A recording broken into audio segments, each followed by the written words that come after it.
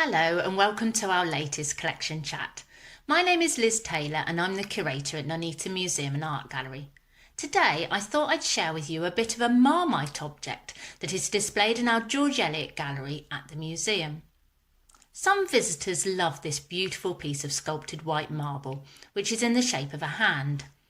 It rests on a decorated cushion and is entwined with a flowering plant.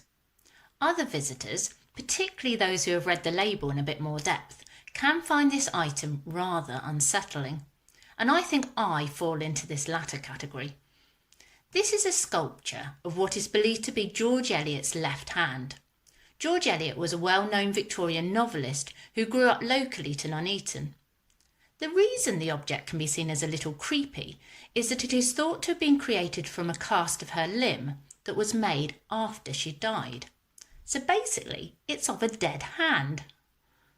This sculpture forms part of the Victorian tradition of remembering the deceased through artworks, jewellery and painting. Mortality rates were high during this era, and death was considered more an integral part of everyday life than it is today. People regularly wore lockets, rings and corsages made from artfully arranged locks of hair from deceased loved ones. As photography was expensive, many people only arranged for photographs to be taken of family members after their death, as a lasting way of remembering them. Family photos exist where a recently deceased child or parent can be seen propped up alongside their siblings or children.